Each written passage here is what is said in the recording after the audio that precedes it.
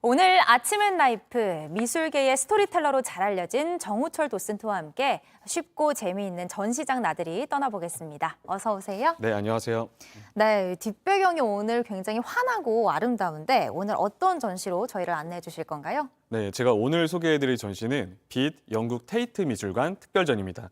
이 영국을 대표하는 미술관인 테이트 미술관과 서울 시립미술관이 공동으로 기획한 전시인데요. 이 빛을 주제로 다양한 작품들을 한 번에 만나볼 수 있는 전시예요.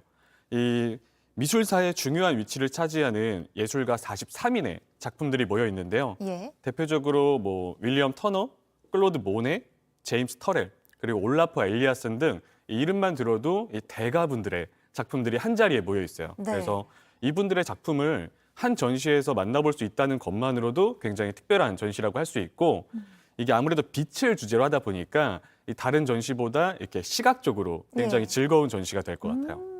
이런 작가들의 작품들은 좀 해외여행을 가야 볼 수 있나 싶었는데 이렇게 한국에서도 만나볼 수 있다고 하니까 너무 반갑습니다. 그럼 구체적으로 작품을 좀 감상해 볼까요? 네, 제가 처음으로 소개할 작품은 이 작가는 윌리엄 터너라는 작가인데요. 영국을 대표하는 화가 중에 한 명이에요. 예를 들면은 그 영국의 화폐에도 얼굴이 새겨져 있을 정도로 유명합니다.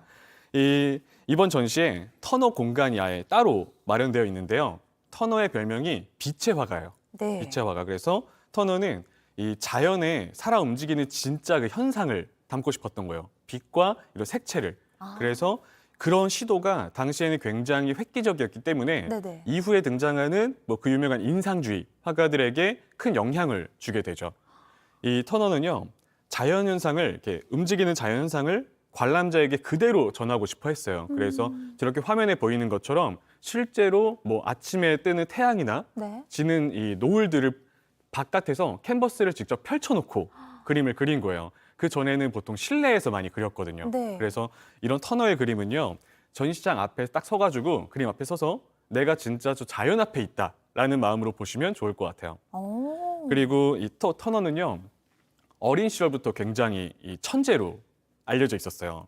이 미술 재능이 굉장히 뛰어났는데, 그래서 젊은 시절부터 영국의 왕립 미술 아카데미에서 원근법 교수로 활동했습니다. 네네. 그래서 이번 전시에 가면은 조금 특이하게도 당시 수업 시간에 썼던 그 자료들을 만나볼 수 있어요. 신기하네요. 그렇죠. 이 빛 같은 건 변화하는 거기 때문에 어떻게 표현했을지 굉장히 궁금합니다. 네.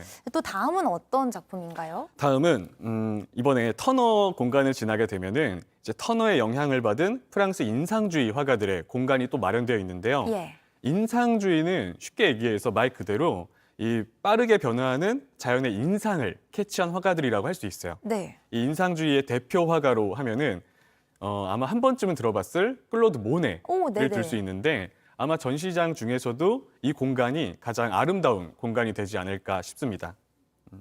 그리고 이번에 이 클로드 모네의 작품이 2점이 와 있어요. 네네네. 이 말씀하신 것처럼 이제 모네 같은 경우에는 워낙 유명하고 특히 모네의 수련 그림은 굉장히 많은 분들이 좋아하시잖아요.